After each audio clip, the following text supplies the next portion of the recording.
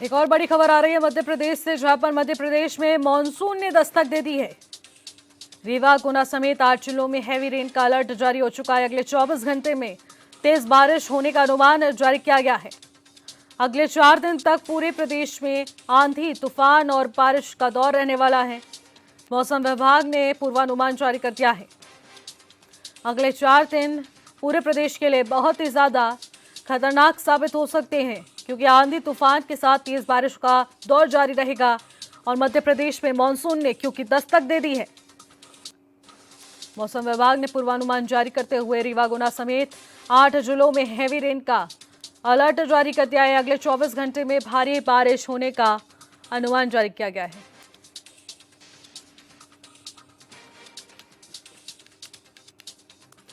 इसी खबर पर ज्यादा जानकारी के साथ ललित शंकर हमारे संवाददाता भी सीधे फोन लाइन के जरिए जुड़ चुके हैं। ललित, देखने को मिल रहा है मध्य प्रदेश में मानसून ने दस्तक दे दी, आखिरकार प्रशासन की क्या कुछ तैयारियां हैं?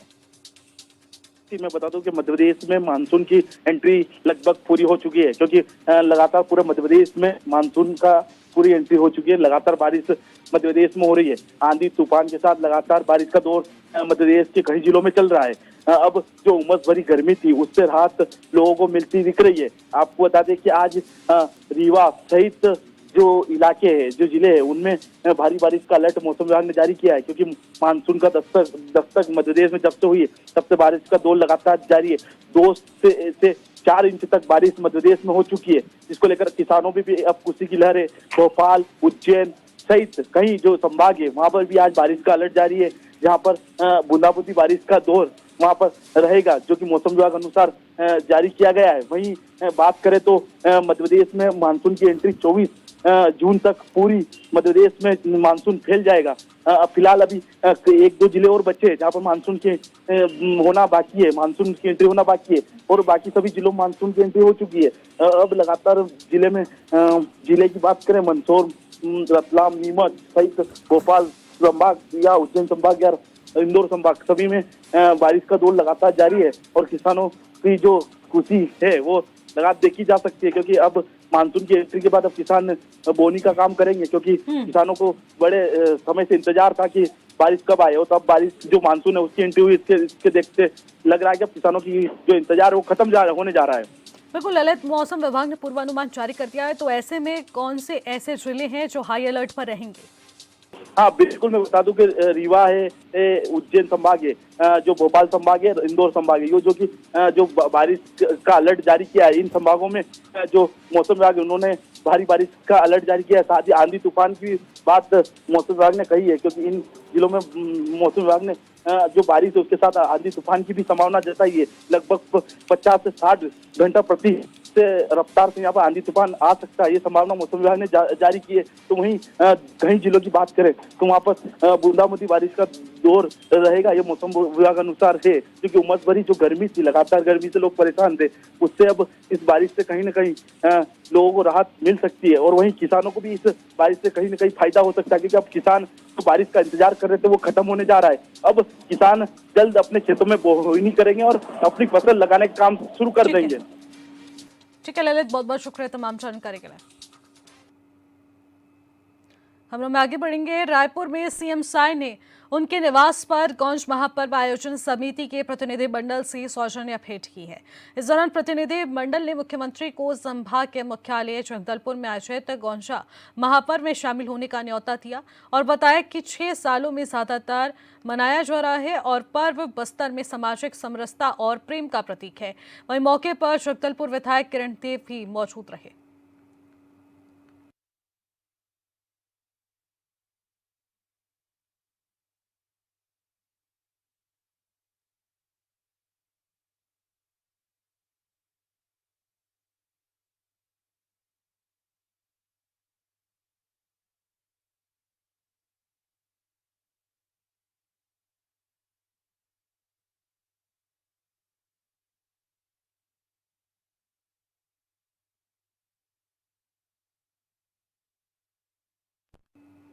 खबरों में आगे बढ़ेंगे। रायपुर में डिप्टी सीएम विजय शर्मा ने एक प्रेस कॉन्फ्रेंस की, जिसमें उन्होंने बताया कि आगामी 22 और 23 जून को केंद्रीय गृह मंत्री अमित शाह के छत्तीसगढ़ प्रवास के दौरान अब प्रदेश को बड़ी सौगात मिलने जा रही है। उन्होंने बताया कि छत्तीसगढ़ में नेशनल फॉरेंसिक साइंस यूनिवर्सिटी का एक कैंपस बनेगा, जिसके लिए 40 एकड़ की जमीन राज्य सरकार ने रायपुर में दी है। इस कार्य में केंद्र सरकार की पूरी मदद मिल रही है। उन्होंने कहा कि अपने प्रवास के दौरान केंद्रीय गृह मंत्री प्रशासनिक अधिकारियों की बैठक भी लेंगे।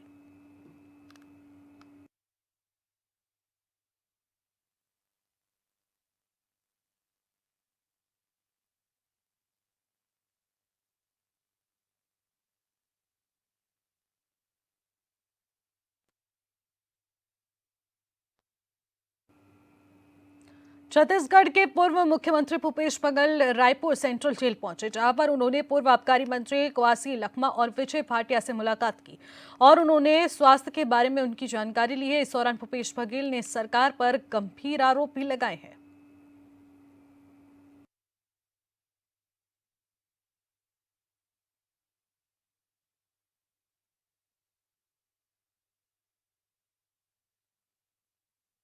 शराब घोटाले में बंद लखमा विजय से भी खास मुलाकात की गई। स्वास्थ्य के बारे में जानकारी लेते हुए सरकार पर कई गंभीर आरोप लगाए हैं।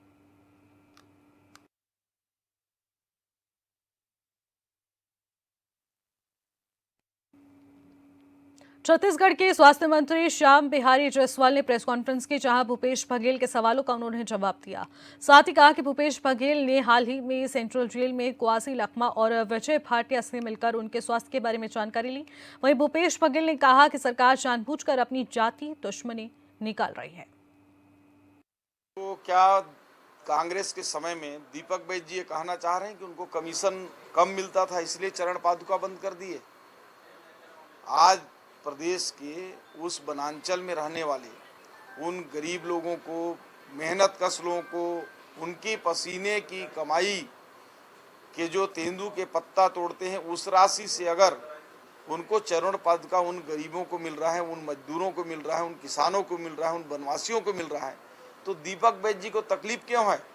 इनकी सरकार थी जो गरीबों के चरण पादुका को भी छीनने का काम की थी, और यही कारण है कि आज दीपक बैज जी सहित उनके पार्टी के अच्छे लोग जो है, जनता ने उनको बाहर का रास्ता दिखा दिया है। ये चरण पादुका योजना उन वनांचल के लोगों को के लिए एक महत्वपूर्ण योजना है, उनके पैरों की सुरक्षा के लिए है। दीपक बैज जी हैं तो बस्तर के, लेकिन वो लगता है रायपुर में रहकर गांव वालों का जो दुख दर्द को भूल चुके हैं, इसलिए ऐसी भाषा में बात कर रहे हैं। मिर्जापुर के फतहा घाट पर अंतर्राष्ट्रीय योग दिवस से पहले प्रदेश के आयुष मंत्री दयाशंकर दयालु ने आम जनता के साथ योग का अभ्यास किया है। आपको बता दें, अंतर्राष्ट्रीय योग पखवाड़ा 15 तारीख से लेकर 21 तारीख तक लगातार मनाया जा रहा है। वहीं योगाभ्यास कार्यक्रम में मुख्य अतिथि आयुष मंत्री दयाशंकर मिश्र दयालु और साथ ही साथ नगर पालिका अध्यक्ष श्याम सुंदर केशरी की अध्यक्षता में नगर के गणमान्य अतिथियों, सभासदों की उपस्थिति में योगाभ्यास किया गया। इसी क्रम में मंत्री दयाशंकर मिश्र ने कहा कि तनाव मुक्त जीवन के लिए योग बहुत ज्यादा जरूरी है। सामान्य श्वास प्रश्वास, पैर के एड़ी को ऊपर की तरफ उठाते हुए माँ विंध्यवासिनी के चरणों में नमन करता हूँ। इस पावन पवित्र नगरी में माँ गंगा के तट पर आज हम सभी जिले के तमाम पदाधिकारियों ने, जिले के तमाम वरिष्ठ नागरिकों ने, मातृशक्ति ने, बेटियों ने, बहनों ने, युवाओं ने, नौजवानों ने, हमारे जिला परिषद के चेयरमैन आदरणीय श्याम सुंदर केसरी जी, हमारे आयुष विभाग के जिले के तमाम पदाधिकारीगण, हमारे पिछड़ा वर्ग के आदरणीय सदस्य श्रीमाली जी, सब ने मिलकर आज यहाँ अपने पदाधिकारियों के साथ योग किया है। कल उस योग दिवस का जो सबसे महत्वपूर्ण दिन है 21 जून, ये 11वां अंतर्राष्ट्रीय योग दिवस है। 21 जून 2015 से मोदी जी के प्रयासों से, उनके लगातार प्रयासों का परिणाम था कि संयुक्त राष्ट्र ने 21 जून को अंतर्राष्ट्रीय योग दिवस के रूप में मान्यता दिया। आज दुनिया के 180 से ज्यादा देश योग करते हैं। सच में योग का शाब्दिक अर्थ होता है जोड़ना। योग ने अगर शरीर को मन से और मन को आत्मा से जोड़ने का काम किया। मिर्जापुर के इस फतहा घाट पर विश्व योग दिवस 21 जून के पूर्व दिवस के अवसर पर हम सबका सौभाग्य है कि हम सबके बीच में उत्तर प्रदेश सरकार के औषधि प्रशासन एवं आयुष मंत्री आदरणीय दयाशंकर मिश्र दयालु जी का आशीर्वाद प्राप्त हुआ है। विश्व योग दिवस के पूर्व दिवस के अवसर पर आज यहाँ पे मिर्जापुर के तमाम नागरिकों ने यहाँ योग किया है, योग प्राणायाम किया है। करो योग रहो निरोग। आज यहाँ आए हुए सभी का मैं आभार व्यक्त करते हुए उत्तर प्रदेश सरकार, माननीय योगी जी, माननीय मोदी जी को साधुवाद और आभार व्यक्त करता हूं कि उन्होंने दुनिया को जो दिया है, माननीय मोदी जी ने, आज दुनिया के अंदर स्वास्थ्य का रेट बढ़ा है, लोग स्वस्थ अधिक हो रहे हैं। और आप सब जानते हैं कि स्वस्थ शरीर में स्वस्थ मस्तिष्क निवास करता है, पॉजिटिविटी बढ़ती है।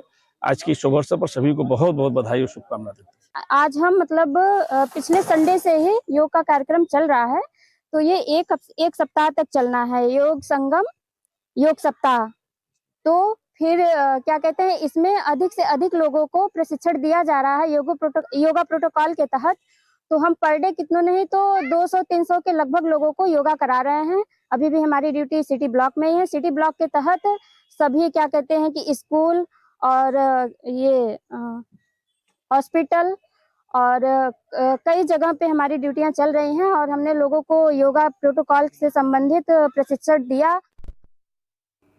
खबरों में आगे बढ़ेंगे। जगदलपुर के टाउन हॉल में धरती आबा जनजातीय ग्राम उत्कृष्ट अभियान के तहत एक जिला स्तरीय कार्यक्रम का आयोजन किया गया है, जहां पर मुख्य अतिथि के रूप में सांसद महेश कश्यप ने कार्यक्रम को संबोधित किया। इस दौरान उन्होंने कहा कि बस्तर के स्वर्णगिरी विकास के लिए शासन की ओर से संचालित सभी जन कल्याणकारी योजनाओं का लाभ क्षेत्र के बहुसंख्यक जनजातियों को लेना आवश्यक है। इसी अभियान से बस्तर के विकास के लिए योजनाओं का बेहतर क्रियान्वयन होगा।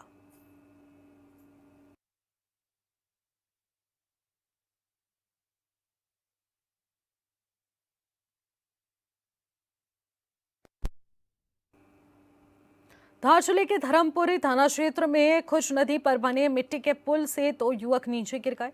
नीचे गिरते ही एक लड़के की पाइप में फंसकर मौत हो गई, जबकि दूसरा लड़का पानी में बहता हुआ आगे चला गया, लेकिन उनकी जान बच गई। वहीं मौके पर मौजूद ग्रामीणों ने पाइप में फंसे युवक को कड़ी मुशक्कत के बाद बाहर निकाला और तब तक उसकी मौत हो चुकी थी।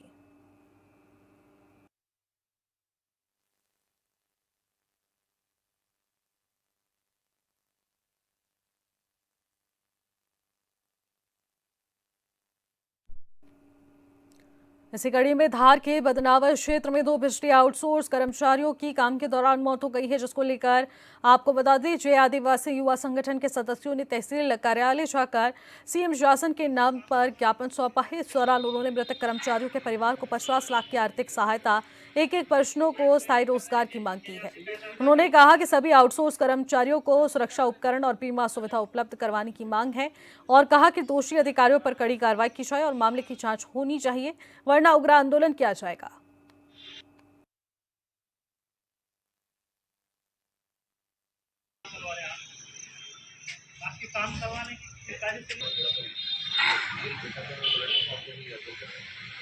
तो यही कर रहे हैं कि यहाँ से पैसा जाता है, चढ़ा देते हैं, चढ़ जाओ ऊपर। ये भी शायद 11 तो बिजली आउटसोर्स कर्मचारियों की मौत का मामला सामने आया है। जय आदिवासी युवा संगठन ने इस पूरे प्रकरण पर आक्रोश व्यक्त किया और बीमा की मांग की है।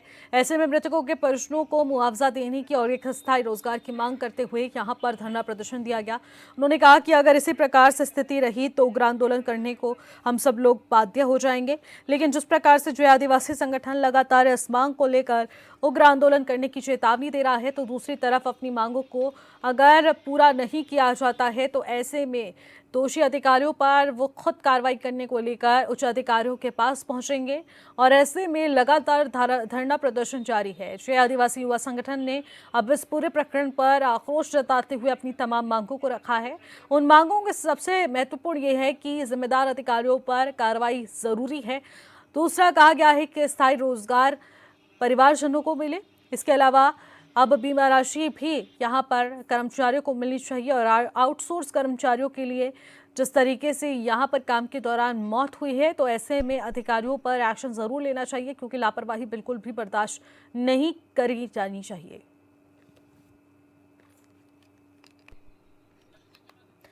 खबरों में आगे बढ़ेंगे और जिस तरीके से मंदसौर में तेज रफ्तार ट्रक एक कार को लगभग 200 मीटर तक घसीटता ले जाता गया, जिसका सोशल मीडिया पर वीडियो वायरल हो रहा है। गनीमत ये रही कि हादसे में किसी भी तरह की कोई जनहानि नहीं हुई है। तस्वीरें हम आपको दिखा रहे हैं, वही तस्वीरें हैं सीसीटीवी कैमरे के माध्यम से किस प्रकार से कि हादसे का शिकार हुए 200 मीटर तक इस कार को घसीटा गया और ऐसे में ये वीडियो सोशल मीडिया पर भी अब तेजी से वायरल हो रहा है।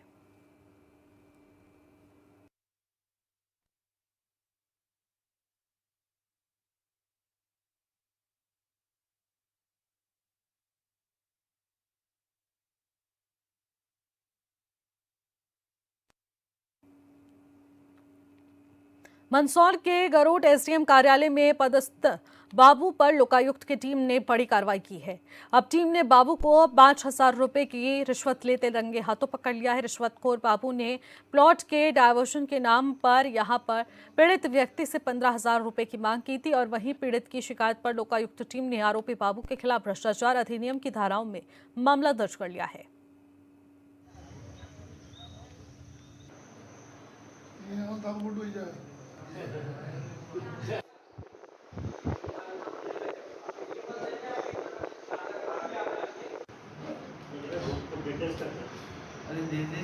सर मेरे से इनने डाइवर्जन के मामले में रिश्वत की मांग की थी। 15,000 रुपये की इन्होंने स्टार्टिंग में मांग की थी जब मैंने 4 जून को इनको आवेदन दिया था।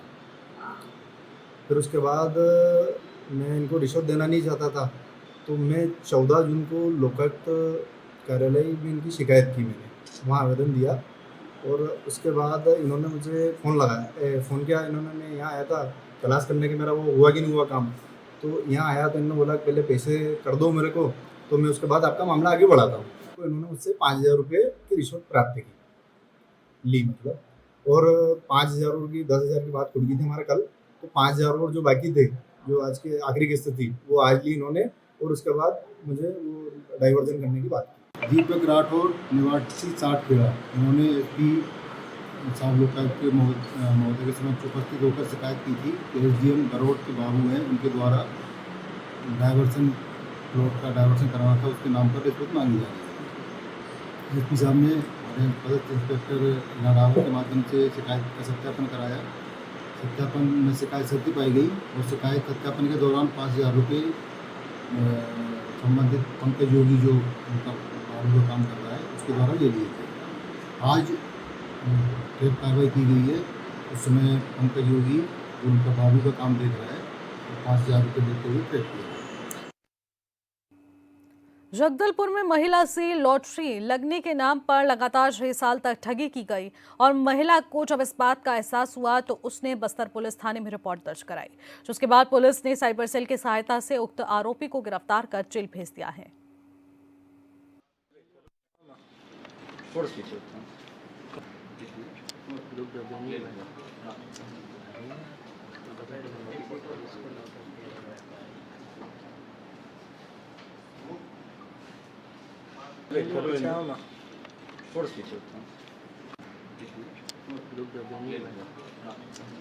पच्चीस को प्रार्थी अरुणा साहू जो कि ITI कन्या छात्रावास बस्तर की रहने वाली है, उनके द्वारा बस्तर थाना में आकर के एक रिपोर्ट दर्ज कराई गई थी कि अमित नामक एक व्यक्ति ने उनके साथ साइबर फ्रॉड किया है, जो कि लगभग 9 लाख रुपए का फ्रॉड होना बताया था और उनकी इन्फॉर्मेशन के बेसिस पे एक FIR दर्ज किया गया था।